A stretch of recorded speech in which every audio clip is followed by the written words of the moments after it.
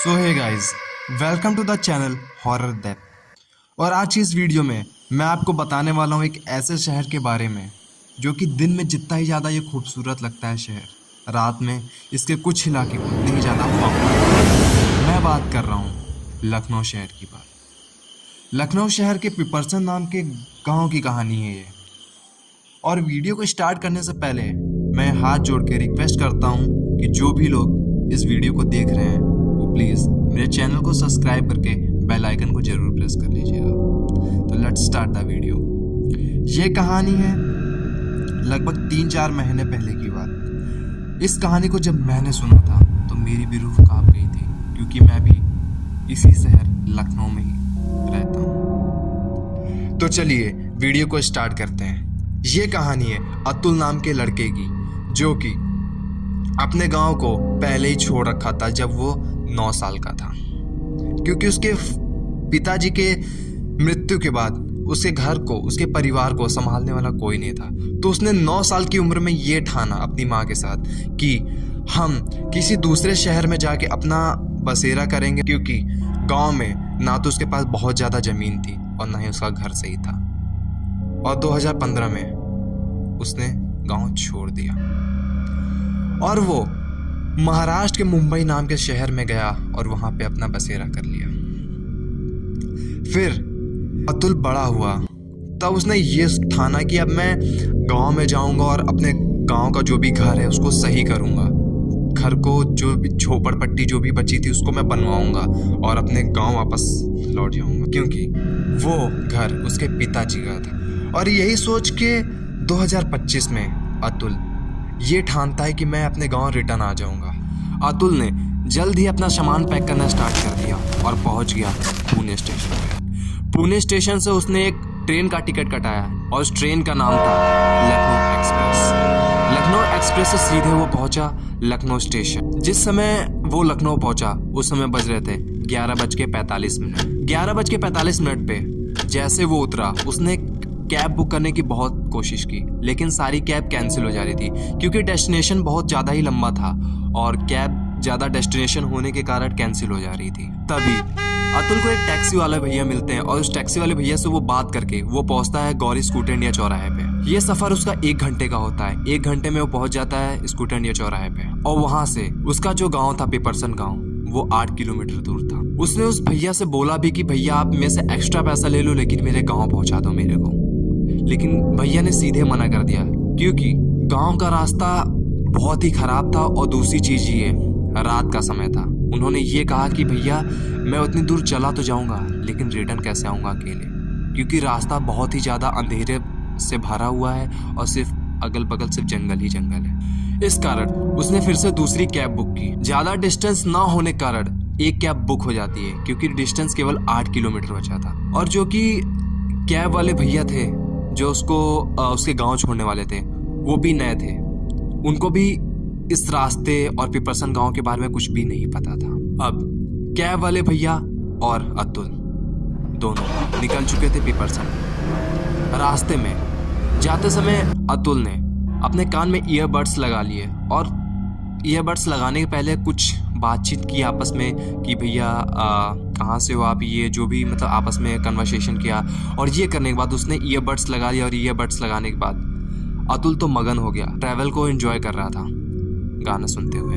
लेकिन कुछ ही पल में कुछ ऐसा हुआ जिसको अतुल भी नहीं समझ सकता कि हुआ क्या उसके साथ। कैब वाले भैया और अतुल बहुत ही आराम से उस रास्ते पे चल रहे थे, लेकिन अचानक से ही उनके कार से कुछ टकराता है और उनको ऐसा लगता है कि कोई जानवर होगा। हो सकता हो कोई जानवर उनकी गाड़ी से टकराया हो अचानक से। कैब वाले भैया अच्छे से लाइट ब्लिंक करके चल रहे थे, सारी सेफ्टी के साथ चल रहे थे, तो ऐसा उनको कुछ भी नहीं लगा कि उनकी गाड़ी से कुछ टकराया है। लेकिन वो जैसे ही थोड़ी सी और दूर बढ़ते हैं, वो देखते हैं कि जस्ट उनके कार के सामने एक औरत अचानक से आती है और जैसे ही वो तुरंत ब्रेक मारते हैं कार तुरंत स्लिप करते हुए थोड़ी दूर तक जाती है और स्टॉप हो जाती है। और जैसे ही कार की लाइटें और कार बंद होती है, वो देखते हैं कि कार के सामने कोई नहीं होता है। तभी अतुल जो कि अपने सॉन्ग को एंजॉय कर रहा होता है, वो अचानक से तुरंत एकदम हड़बड़ा के बोलता है क्या हुआ कैब वाले भैया से। कैब वाले भैया भी एकदम आश्चर्य हो जाते कि वो बोले क्या, कि मैंने तो अभी यहाँ पे एक सामने एक लड़की देखी थी लेकिन अब वो नहीं है। फिर से कैब वाले भैया कार स्टार्ट करते हैं और कैब थोड़ी दूर चलती है। अब जो अतुल होता है घबराया होता है कि क्या कैब वाले भैया की तबीयत तो नहीं ख़राब है जिसके कारण उन्होंने ऐसा किया। अतुल ने ईयरबड्स भी अपना निकाल लिया, सॉन्ग वगैरह बंद कर लिया और अब वो सिर्फ कैब वाले भैया से बातचीत करते हुए अपने रास्ते को देखते हुए ट्रैवल कर रहा था। तभी जो अतुल होता है वो अपने बैक मिरर में देखता है कि एक लड़की है जो कि मतलब सफ़ेद कपड़े पहन के बस मतलब पैदल चलती हुई आ रही है। वो कुछ दूर आती है फिर गायब हो जाती है, फिर कुछ दूर आती है फिर गायब हो जाती है। अब अतुल बहुत ही ज़्यादा घबराया होता है। उसने तुरंत ही अपने कैब वाले भैया से कहता है कि भैया क्या आपको इस मिरर में कोई लड़की दिख रही है? तो कैब वाले भैया जैसे ही मिरर में देखते हैं तो कोई नहीं होता है। इस बात को सुन के कैब वाले भैया और अतुल आपस में बात करते हैं। अतुल ने ये बात पूछी कि भैया आपने कार में ब्रेक क्यों लगाया था? तो जो कैब वाले भैया तो उन्होंने ये बताया कि सामने एक अचानक से एक लड़की आई थी और वो गायब हो गई और अतुल ने भी उस लड़की को मिरर में देखा था। तो अब दोनों ही अतुल और कैब वाले भैया दोनों ही घबराए हुए होते हैं। अब जो कार 50-60 की स्पीड में चल रही थी उस खड़बड़े से रास्ते पे, अब वो कार 70-80 की स्पीड में चल रही होती है। दोनों ही घबराए हुए होते हैं और उनको बैक मिरर में बार बार उस लड़की की परछाई दिख रही होती है। वो लड़की दिख रही होती है सफ़ेद कपड़े में, चेहरा तो उनको नहीं दिख रहा होता है लेकिन वो लड़की दिख रही होती है। और फिर से वो लड़की अचानक से सामने आती है 80-70 की स्पीड में। फिर से उन्होंने भैया ने ब्रेक लगाया और इस बार गाड़ी सीधे जाके पेड़ में टकराती है और जैसे ही पेड़ में टकराती है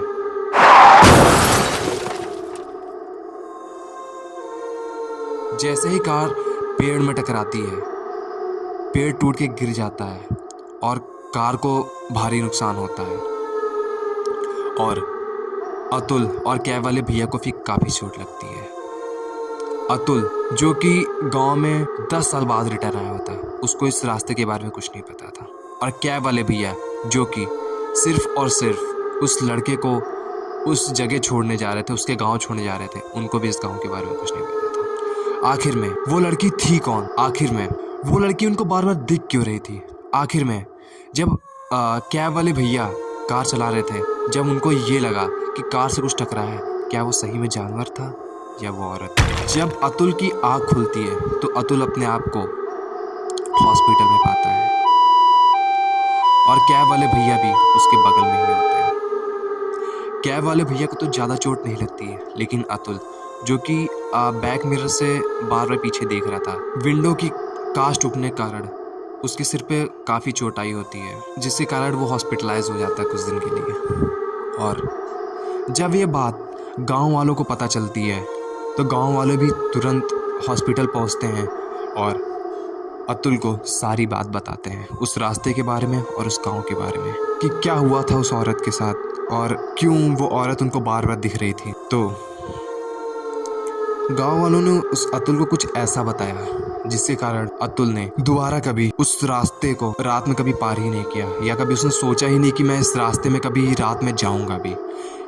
इस दुर्घटना को अतुल कभी भुला नहीं सकता था अपनी जिंदगी। अतुल इस सोच में था कि जो गांव वो 2015 में छोड़ के गया था, आखिर वो 2025 में इतना बदल क्यों गया। गांव वालों ने अतुल को ये बताया कि हमारे ही गांव के कुछ लड़कों ने नशा करके अपनी ही गांव की लड़की का रेप करके उस जंगल में फेंक दिया था, जिसके कारण वो लड़की की आत्मा जब भी उस रास्ते से कोई गुजरता है तो उसको या तो जान से मार देती है या तो ऐसे आए दिन एक्सीडेंट होते रहते हैं। तो ये थी पिपरसन नाम के गांव की कहानी।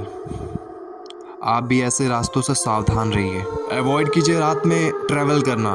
और हाँ, अगर कभी भी आपको कोई लड़की दिखाई दे रात में तो प्लीज़ उसकी हेल्प करने की कोशिश या उससे बातचीत करने की कोशिश या उसे लिफ्ट देने की गलती ना करें। इन सारी चीज़ों से दूर रहें और हाँ, कोशिश कीजिए कि रात में ट्रैवल कम से कम करें ताकि आप और आपका परिवार सुरक्षित रहे। तो ऐसी और कहानियों के साथ हम जल्द ही फिर लौटेंगे।